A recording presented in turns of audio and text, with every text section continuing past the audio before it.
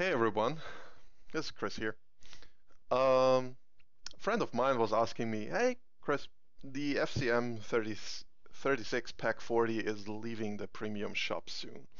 Uh, should I buy this tank?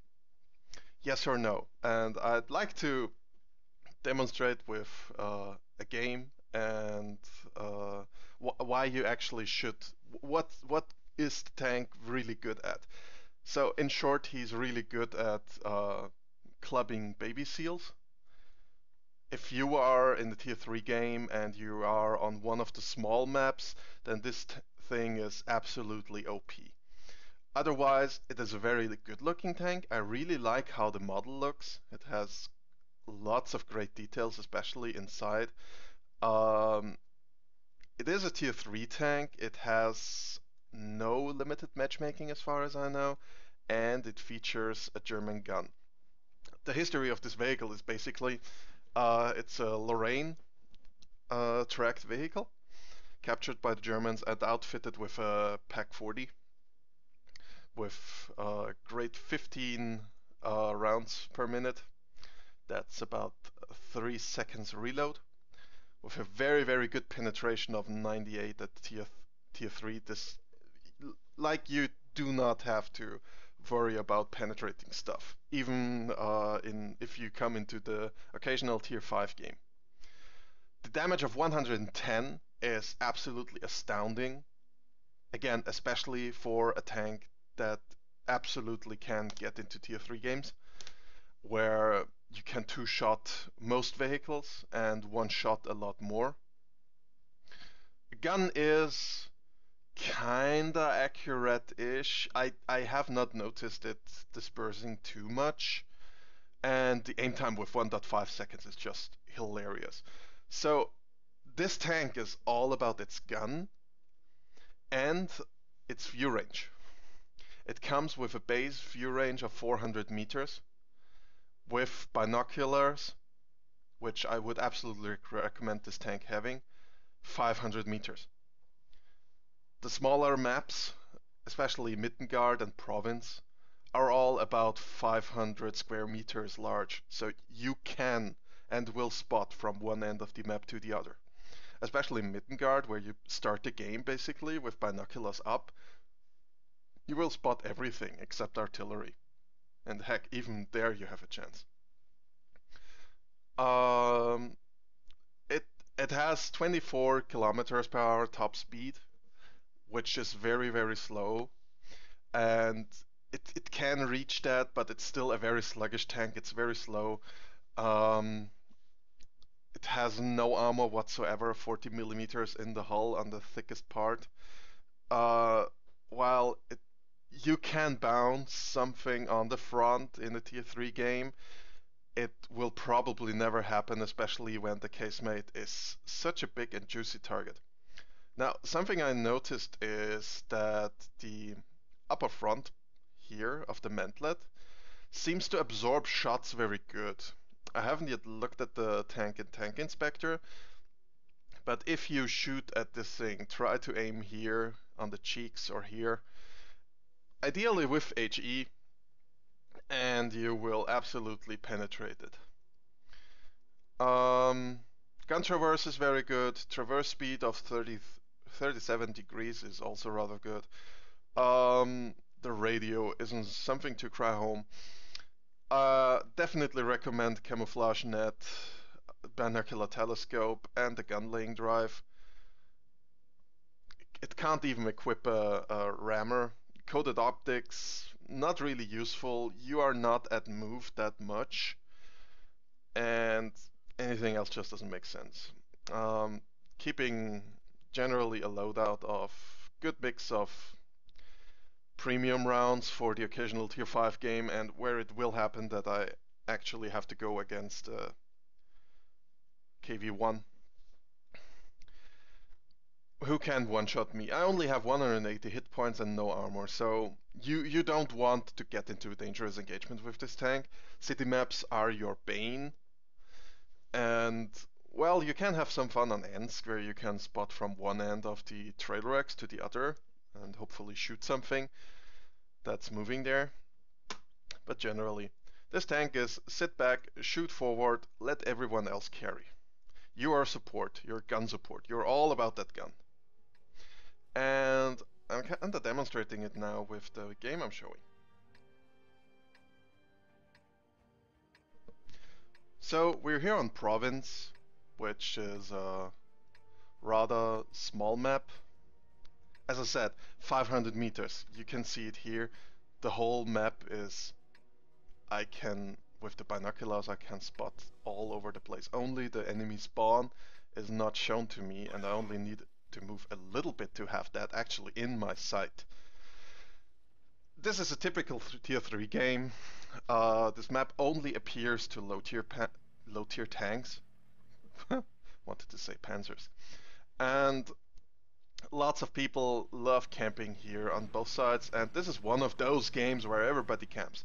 I have an excuse, my tank is not very good, and Mr. T82 here just felt that it's a bad idea to stand there because the enemy team has 2 FCMs as well. And they can spot too. So we're going into that bush. And there's our first customer. And see, one shot and he's nearly dead. And he's dead. Wenting directly into his ammo rack. Looking for more. Yeah. Great hit here, and he's dead again. There's the cruiser.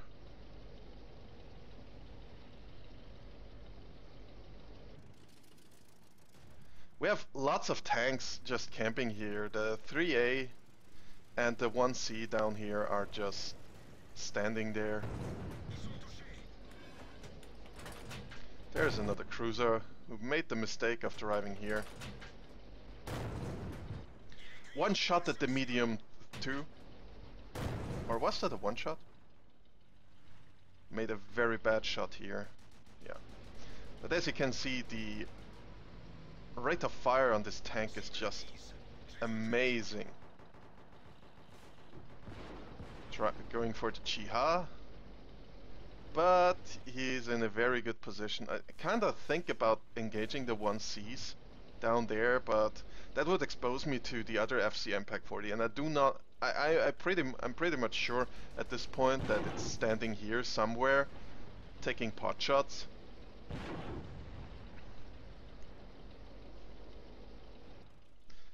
Let's see. Yeah, that was too fast. But look, look, look. And the thing is, I spotted him. So he moved too far forward, got spotted, and then I ripped him. That went in. And our own Chiha died. And at this point, I noticed something. Hey, hold on a minute. My team is not doing shit. Bloody attack. Moving a little bit forward, hoping I can spot something again. And the northern flank fell. So, something I want to address here.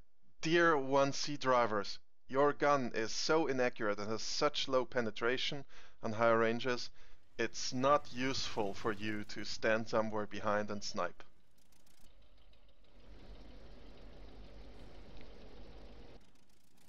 And here I'm actually going to move over into the free cam, because this LTP over there, he made a great game. His name is Eteros, and I really want to say thank you, man. We couldn't have won this game without you.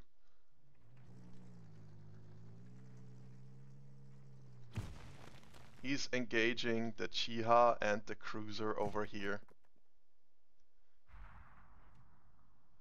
keeping them lit up.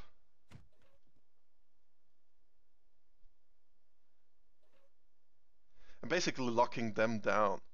If he hadn't done that and they would have been able to move back, then our colleagues over there on the other side would have had real problems. So, the match is kind of boring at this point because it's 8-6. Still, the bets are all off. I mean, I'm at 705 damage, and I still think, hey, one hit of the Sioux, and I'm dead. Kinda pondering engaging the BT, but I do not know where the T82 and the T18 sit. So I leave him be, go into this position, and in this situation, I'm a scout. I am not moving over here to engage tanks, primarily. I want to light up tanks.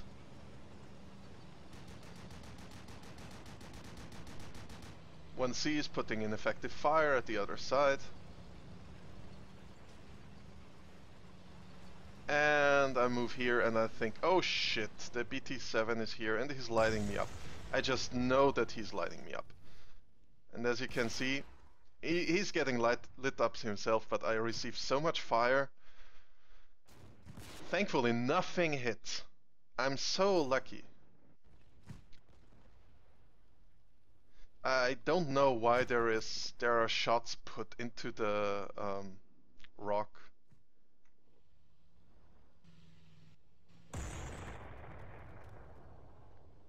At this point I think, okay, it's safe to move back because they're still just shooting the rock, so they don't know anymore that I'm not here. So I'm moving here so I have a good view over there, thinking now the artillery will pop up, but it doesn't. So where's the RD? There's always tanks positioning at the other side of the valley, somewhere on the ridge.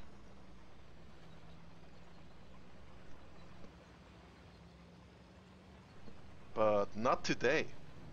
Hello, Mr. Cruiser 1. I'm snatching that post because my view range is better than yours. Trying to see if I have a shot at the Chiha, but no dice. If I could remove the Chiha, that would be glorious, because I could make the LTP's life so much easier. And look what is here.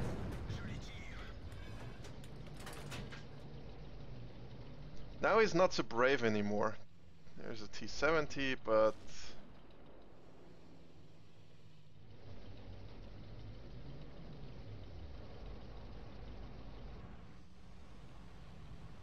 So, I'm now pausing the game again and I'm going over there because my part of this game is over. I have literally done everything and there isn't much happening anymore besides me doing a little bit of damage. The real star now is the LTP, and here I said, wow, this was actually really cool. I have to go back. I have to make a great recording of this. This was cool. This was really, really cool. Where is he?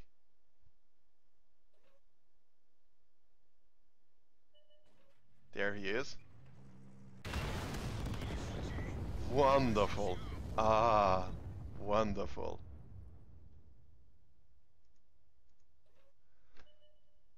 Well, that was it for... Here's the T-18 coming.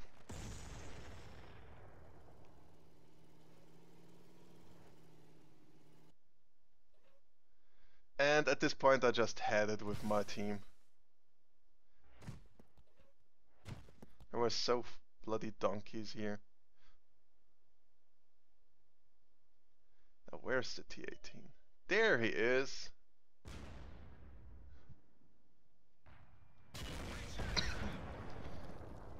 A wonderful shot half across the map, and that's shit you can do with the FCM. The LTP is getting shot at. I did not see it at my position. And the thing is, he's now looking for artillery. And normally I'd say, okay, artillery is hiding somewhere here, behind this church in the bushes, being ineffective and hoping they can somehow lob shots over there. Or here.